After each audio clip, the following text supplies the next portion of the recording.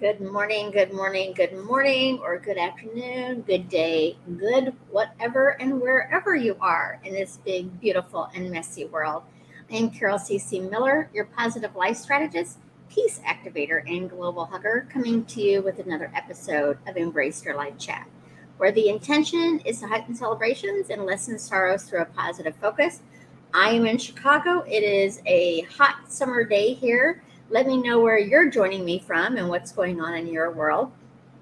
I will come into comments in a little bit because I like to be able to say hello to everyone. But I definitely want to start off with a couple of house cleaning tips, I guess I should say, that if you've not joined me before, they're new to you. And if you have, you know I start every episode with this. The first is I'm not an absolutist. I don't believe in the words, or I'm not a big fan of the words, I should say, rather than believe in them. I'm not a big fan of the words always, never right, wrong, good, or bad. The absolutes. There are 7 billion people on this planet. Can't begin to say what is always right or never right for someone. So I work on a scale of 0 to 100. 0 being always negative, always unkind. 100 being always positive, always kind. I don't know anybody at 100, and I don't know anybody at the 0, but I do know people who live closer to those numbers. My personal work that I do for myself and I do with a lot of my coaching clients is to be in the 90 to, well, for myself, it's to be in the 90 to 100% of the time. For my coaching clients, it's wherever they are and it's helping them move up the scale to feel a little bit better. So they may not be at 90, they may be at 40, 30, 60, 70. Who knows where they're at? But wherever they're at, it's what's right for them in that moment. And I think it's important to realize that it's not a good or bad, right or wrong. It's where you're at right now and where do you want to move forward to be. I've been doing this for a long time, so staying in the 90% is easier for me because of my daily practices. What does that mean? Fear, frustration, anger, disappointment, unworthiness, all of those things visit me. Unkindness, they all visit, but because I've made it a practice, I don't stay in that space as long. 51% is in the majority of the time. While I focus on being in the 90% because of that's a value of mine is to be loving, kind, compassionate, peaceful, and positive. I focus my attention on that. But if you're at 51% wherever you are, then you are in the majority. If you're at 40%, are you wrong? Are you bad? Absolutely not. I just used an absolute. You're not wrong or bad. It's just where you are. Being aware of where you are and where you want to be allows you to move forward from there. So when you're going through this discussion with me, and it's a chat, I will come into comments, even though you're only seeing me, it really is a community chat here. To know, kind of ask yourself, where do you find yourself on that 0 to 100 scale regarding the topic that we discussed today? Secondly, I'm a coach. I love supporting people to live their best life, whatever that looks like. I am not a counselor nor am I a therapist. And sometimes to live your best life, getting that type of support is going to help you move forward to do that. I believe you're worthy of living your best life. So whether it's hiring me as your coach, being here every Tuesday and Thursday, or finding a counselor or therapist to help you through some of the heavier things that might be going in your life, I highly encourage you to do so. So I'm going to check here. Kathy, I think, Kathy, I am discussing your topic today. I'm pretty sure you were the one who asked about it. So welcome. I'm not home, so I may lose you. Well, I hope not, but it's always on. You can watch it later if you lose the bandwidth to be able to watch live. You can watch it later too. So today we're going to talk about trust and how much do you trust yourself and building that trust for yourself. A lot of times we think about not trusting other people, which happens for sure. But when we have more trust in ourselves and making the decisions that are right for us and best for us in this moment, then the trusting of other people is not nearly as important because we know that we can trust ourselves in that situation. So, hi, Brian. Good to see you here. And I see somebody else has popped in. Muhammad, welcome. Thank you for being here. And Brian, sending you so much love on your recent passing of your mom. So trust is the topic for today. And if you're new to me, I come up with a word, define it, come up with an affirmation around it, and then some daily practices that we can start using to bring that and incorporate that into our life of living our best life by being aware of how we're feeling and moving forward from there. So the definition of trust is assured reliance on the character, ability, strength, or truth of someone or something. Again, it's assured reliance on the character, ability, strength, I just lost my notes here, or truth on someone or something. So when you're thinking about trusting yourself, you're relying on your character, you're relying on your abilities, your strengths, and your own internal truths. So what does self-trust look like? Again, please keep in mind of the scale, because I don't know of anyone who 100% of the time trusts themselves. I don't know of anyone who 0% of the time trusts themselves. So keep in mind that there is a fluctuation. Obviously, if you're above the 51%, then you trust yourself more than you don't trust yourself. But keep that in mind as well. But you treat yourself with love and compassion. So when something's not going right in your life and in your world, rather than going into beat up mode and blame mode and shame mode for what you're doing wrong, you're compassionate and loving towards yourself to move forward to feel a little bit better. You stay true to yourself, which is, it's definitely something that builds that self-confidence and trust yourself. But you know what your values are and you stay true to them. When other people are wanting to pull you out of those values, because they may have different ones. So it's not like they're trying to make you a bad or wrong person, but where their values are is different than yours. So when you know yourself, then you're going to stay true to that value, what you value in your own life. And you know you can survive difficult times. I don't know of anyone that has not gone through some really hard times in their life. Some people a lot more. Some people have dealt with some very severe trauma. And that's exactly when I would encourage people to get some counseling and therapy to move through that. But know when you have trust in yourself, then you know, yes, right now is a hard time in my life, but I've made it through other hard times and I'm going to make it through this one as well. So trusting that you have the ability to move forward into a better way of being, a better way of thinking and believing, because you have that trust in yourself. Again, I'm not asking you to have 100% trust in yourself. Maybe you can. I'm not going to say you can't, but I do think the majority of us have times in our lives or different situations that we trust ourselves more at work, maybe, than we trust ourselves at a hobby that we do or that kind of thing. So it's, again, thinking about in the situation that you're in, how much trust do you have in yourself to navigate through it with as much grace and ease as possible. So lack of trust. Did I say lack of trust? So the lack of trust of yourself is you're not good enough. You're hard on yourself and you're afraid that you're going to make the wrong decision. And so a lot of times you like stall making decisions because you don't want to make the wrong decision.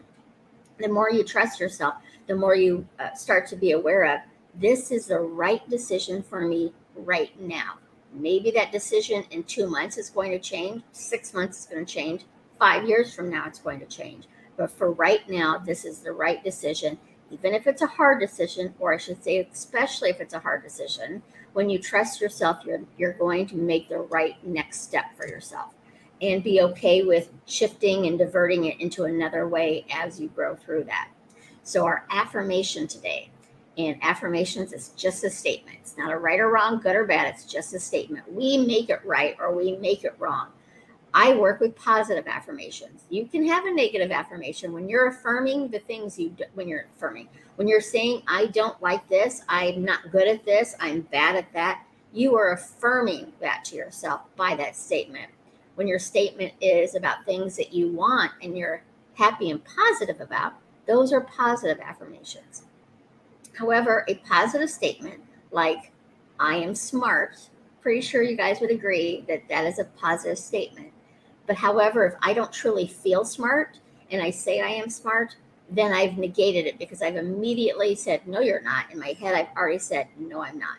So you want, even if it's a positive statement, it could be positive for other people, but if it's not positive for you, then it's not the right statement to make. So you want to shift it into something believable or change it completely.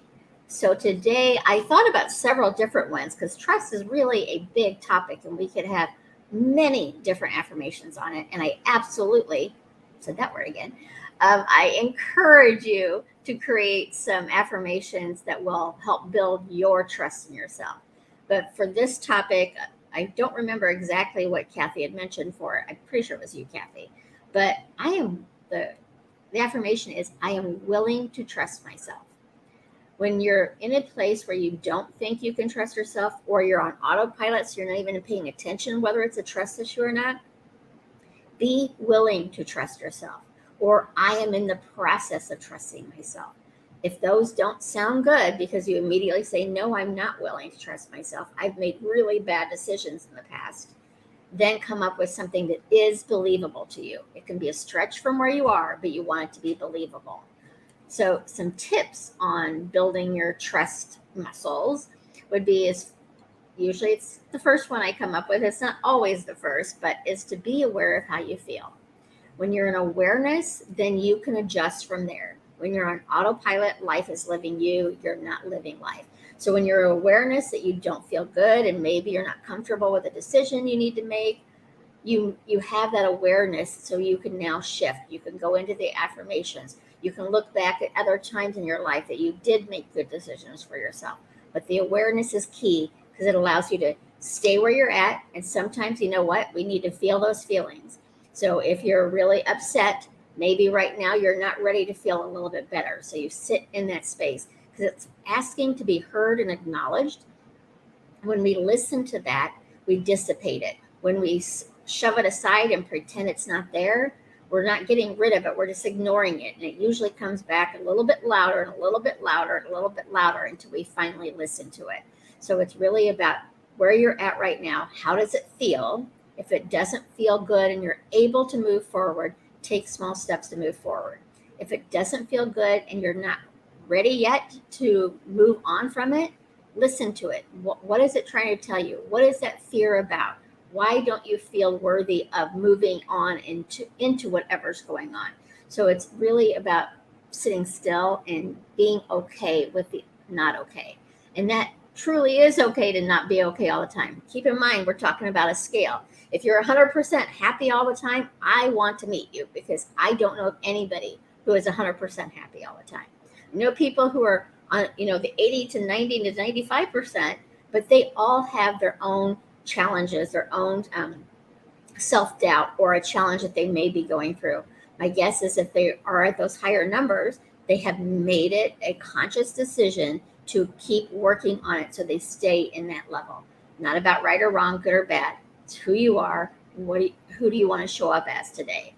So next step is to be compassionate with yourself. I think about when we talk about other people being unkind to us, which happens, by the way, and some people it happens frequently too. But at the end of the day, most likely, not everyone, but most likely, the person who is the most unkind to you is you. So find some compassion. Listen to your self-talk that you might be saying to yourself. And when you say, I'm not very smart, think about a way, either think about a past experience where you were smart, or shift it into, I'm becoming smarter. I am learning new things. I'm excited to trust myself. Come up with reframing those challenging the negative self-talk that when we're aware of, I think you'll be surprised about how negative your self-talk is. But shift it into something that you believe in a little bit more. And then talk to yourself like you would your best friend. Like when you're catching yourself with those negative thoughts, make that be Mary or Bob or Jane or whoever is your bestie. And how would you talk to them? My guess, it would be a different conversation than you have with yourself when you feel like you're doing something wrong. You would probably give them a more encouraging conversation around it. So do that and talk to them about that. Um, give yourself to be curious about it. Why is it that this doesn't work out that way? What if it does work out that way? When you're making a decision, get curious and say, I wonder what it would be like if this does work out. I wonder what trusting myself more feels like. And get into being open to seeing it from a different perspective, rather than falling on the default, like, oh, that didn't work out before, it's not going to work out this time. And build that trust in yourself by small steps into allowing it to work out, allowing you to trust yourself. And start by making smaller decisions that are easier to make, and move forward to trusting yourself a little bit more. Next is to really know what matters to you. Like I believe I said at the beginning of the call, if not, I usually do, but my top values are love, kindness, compassion, peace, and positivity. Those values matter to me. Am I in them 100% of the time? Nope. But I am in it the majority of the time because I'm aware that they're important to me. So if there's a situation that's going on or I'm invited to something that does not fit well with my values, then I need to trust myself and not go there. If it's something that is going to enhance what I want to do, then I need to trust myself and make that step into it. So it really is about knowing what you value, and then you can use that to make your decisions too. Now, listen to your gut. That's your intuition. I think of some people are really good about listening to it. A lot of us, myself included, I will have an intuitive hit on, yes, this is the right decision for me. And then I come up with 5 reasons why I shouldn't do that almost immediately. So listen to that first gut because that's your heart talking. Your head's going to give you all the reasons why it shouldn't work. And I'm not saying to always act upon it, like build that muscle where you believe your gut, but it really is coming from the knowingness of your heart rather than your head telling you 5 different ways that it couldn't happen. And when you listen closely enough, sometimes you will know, like, no, this really, I want to do this, but it really isn't best for me to do. So that's when you're listening again to the intuition, you're listening to your gut, helping you make those decisions for yourself. And then lastly, be gentle with yourself because, again, I really do believe that we are the hardest on ourselves, even if we have people in our lives that are challenging to deal with, whether it's a spouse, sibling, boss, friend, any of these other outside sources. We are the ones with ourselves 24/7. And when you start paying attention to your self talk, you start paying attention to how you, what your thoughts are, what your words are, and what your actions are about yourself, you're going to realize that you're probably far harder on yourself than other people are on you. And it does not excuse them for their behavior towards you whatsoever, but it also doesn't excuse your behavior towards yourself. So be gentle and kind and compassionate with yourself. And that's going to help you build your trust muscles as well. So that's what we have for today is trusting yourself. Does not mean it's always easy. Does not mean it's 100% or 0. Ask yourself right now, where do you find yourself on that scale of trust for yourself? You might even want to break it down to, I trust myself at work. I don't trust myself as much with personal relationships or something like that. It may have a different number depending on the topic you're coming up with. But I really encourage you to start practicing being gentle with yourself, compassionate with yourself, and build those muscles up to help you trust your decisions. One of my favorites was Glennon Doyle. I'm not sure if you're aware of her, but she's amazing. She has a podcast called We Can Do Hard Things. And so it is about when you're in a hard situation and answer A and answer B are both hard choices. Trust yourself to make the best next hard choice. It might not be what you want. It might not be puppies and rainbows and unicorns, but it's the next best step for you. And know that there's going to be a step after that and a step after that. So that doesn't mean you're going to stay in that hard situation. But sometimes we have hard decisions to make. So know and trust yourself that you will make the best next decision for yourself. So let's see here, coming into comments. And if I miss a comment, sometimes I don't see them live. I do come back later in the day and check. If you have a topic you would like me to bring a little bit more love, kindness, compassion, peace to, put that in here and we can look at that as well. Good morning, Anna. Good to see you here. Kathy, I've made some not so good decisions, and so it's challenging for me to trust my ideas. I'm asking myself to be more positive in my decisions. Will that help? Yeah, and I would encourage you, Kathy, on the not so good decisions. Where can you find good in those decisions? I've talked about it before, and again, this is not a right or wrong. Brene Brown is one of my favorite mentors, and she talks about regret and says she has regret in her life. I personally don't have regret in my life because those not good decisions I have made have brought me to who I am today. Would I want to repeat them? Nope, not at all. But if they were missing from my background, could be even a different person, but I would not be who I am today. So I like who I am today. Could I be better? Absolutely. I must love that word, absolutely. I think I said it 3 times today. Um, I certainly can improve, but I do like who I am today. So any of those experiences that I don't want to repeat, if they were gone, I would be a different person. So I don't look at it as regret. Brene Brown, who's amazing, does. So it's not a right or wrong, it's just what works for you. And so I encourage you, Kathy, on those not so good decisions you've made, where can you find gratitude in them to bring you forward into where you are? Maybe it's simply the awareness that now I'm aware that that was a bad decision, so I'm not going to make it again. Very few of our decisions, again, not all of them, but very few of our decisions that we make in life can't be changed and redirected. People often say that the two things you can't escape: paying taxes and dying. Well, you don't have to pay taxes. There are consequences to it for sure, but it's not something that can't be changed. Dying, I don't know if there's a way out of that. Obviously, some people, it's just moving into a new um, life kind of thing. But really, most of our decisions, the good decisions, the hard decisions, most of them can be changed and shifted as we need them to be. Doesn't make it easy, doesn't necessarily make it right to make those shifts. But I think a lot of times we think of a decision as it's a definite absolute, it's going to be with us forever. And very few of our decisions necessarily will do that. So I encourage you to ask yourself, this was a long answer to your question, but look back at those poor decisions you made. What did you learn from them? What did you gain from them? Where is the gratitude in them? And be able to see that maybe in that moment, it might have actually been the right decision. Maybe in that moment, you needed to go through that experience. But really, it's about not beating yourself up. And as far as the positivity part, I would come up with some affirmations, Kathy, like I am getting better at trusting myself. Each day, I am practicing being kind to myself, or do something like that rather than making it a positive decision. Sometimes we use the word positive as perfect, and I don't believe perfection exists. And so if you get too stuck on everything having to be positive, then you're not looking at the whole breadth of life. That's why I live on a scale. I am not 100% of the time positive.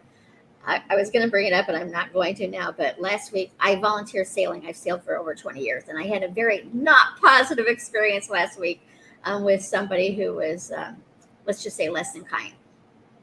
But so I wasn't 100% positive. If I'm 100% positive, you can say mean things to me. You can do anything. I can see somebody hurt a puppy outside, and if I'm 100% positive, that doesn't impact me. Well, guess what? Outer people, outer experiences impact me. And yet I know that truly I have control of myself only. So I am not 100% positive. So, Kathy, I encourage you to be gentle with yourself on that and just start building it up. And, Kathy, ask yourself right now, if we're going to go with positive, on a scale of 0 to 100, 0, you're always negative, to 100, you're always positive. Where would you find yourself on that scale today? Knowing where you're at allows you to make the adjustments, allows you to not beat yourself up if you think you're under the 50%, because it's not wrong. It's just where you're at, and build from there. Hi, Sam. Welcome from Great Britain. I believe GB is Great Britain. I am so bad at geography, Sam. I can't begin to tell you. Anna, I want this topic so much. This is awesome. I'm trying so hard to trust myself right now. I'm in uncertain. Yes, Anna. Divorce, especially when it's a divorce. And again, remember, I've said this many times, Anna, I am not an expert on divorce. I highly encourage you to seek counseling and services that will support you with the knowledge of what you're going through.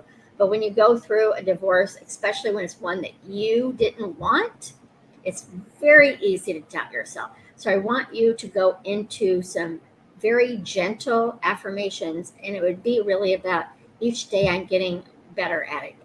I feel more confident, but it's really about building yourself back up, because Anna, I think a lot of us, we Few people want to feel pain. Few people want to feel frustrated, lonely, angry, all of those feelings. And yet we want to go straight into joy and into life is wonderful. And often there are steps to get you there. So we beat ourselves up because here we're going through a really hard time in our life and we want to be joyful. So because we're not joyful, we beat ourselves up over it. Small steps forward to today I feel a little bit better. Maybe I'm at the 45% right now. I'm at 48% tomorrow. And it fluctuates too. So just be gentle with yourself. And I did not finish the entire thing. But I feel like if I believe in that, maybe it could happen. I don't know if I should be thinking like that, though. I would encourage you, it's almost final. Should I give it up? I don't know. I'm going to have to read this over again. And I'm going to come back into comments after we're done here and check in on that because I need to give a little bit more thought to your comments. But I will be back, so please look for the comments in a moment. Brian, second-guessing decisions you made can be challenging and becomes a habit. Absolutely. And second, it's also not necessarily wrong.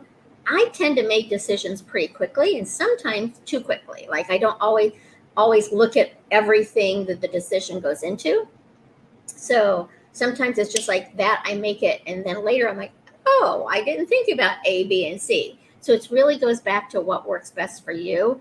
And second guessing, it could be not trusting yourself possibly, but it also could be that you haven't given yourself the time to think about all the options that surround that decision. But please remember, all of you, including myself, the few decisions that we make right now can't be changed if we decide that they aren't the right decision for us. Might require a little bit more work to do, but they can be changed. So take off that onus that you have on yourself that the decision you're making right now is forever and ever and ever. Today, my decision for today is to be as loving, kind, compassionate, and peaceful and positive as I can. Guess what? That's my decision for tomorrow too. Some days I'm at 95%, some days I'm at 70%. I don't know of a full day that I've gone under 50 because of my practices for a very long time. Many years I've done this. But sometimes a situation will come up like that sailing experience. I was not above 50% at that moment. And it took me a while to regain my own power over it because I gave my power to that person when I allowed his rudeness to impact me as much as I did. So it's really about knowing who you are, where you are, who you want to be, and how you want to show up in life. So I think I've gotten everybody's questions. Again, if I missed somebody, please know I will come back later and check. If you have a topic you would like me to talk about on Tuesday, I'm here Tuesdays and Thursdays, 11:30 Chicago time. I have not mentioned Global Hugs yet today. Since Tuesday, I have not had anybody new sign up, but we will be doing Global Hugs September 9th through the 11th. I've been doing that since 2008, 2 years off because of COVID. Obviously, COVID is not gone, so I am asking people in their communities to make sure to observe whatever their community's guidelines are on that. But I do feel like we're in a place that we can start doing it. The whole point is to love up this beautiful and messy world one hug at a time. I think right now, I didn't write it down. I have huggers on 6 continents. I don't. I have huggers on 3 continents. I've had huggers on 6 continents in totality. I have huggers on 3 continents, 6 countries, and 14 U.S. states right now. So I'm going to put in the comments here how you can sign up.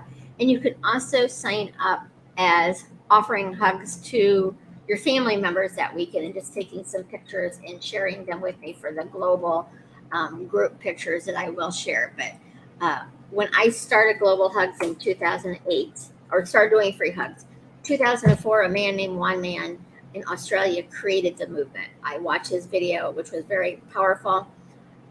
I felt like I should try it, and I was terrified. It was not easy. I was not a hugger then.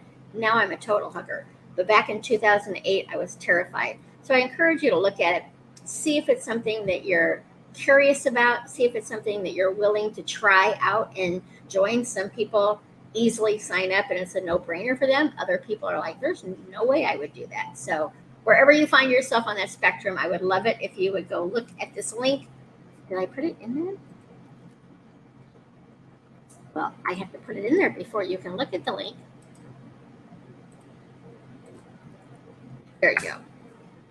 And sign up. And again, if you don't want to do a public event where you're hugging strangers like I do, hug your family members. It's all about loving up this world and adding a little bit more love and kindness to it. September 9th through the 11th. So that's what I have for you.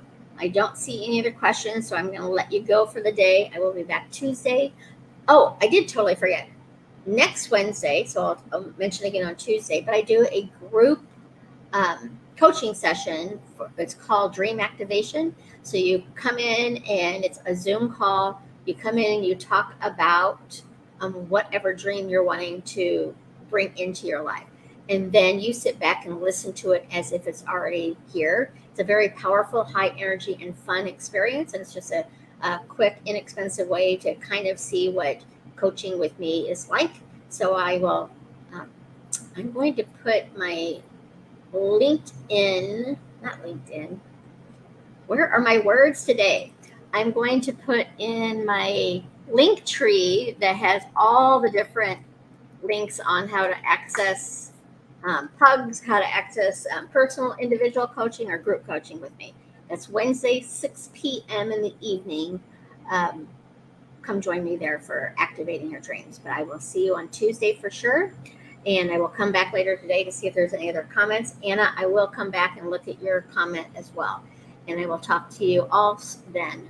Have a great day. And remember, you matter. You matter to me. You matter to the world. And most importantly, you matter to you. So long for now.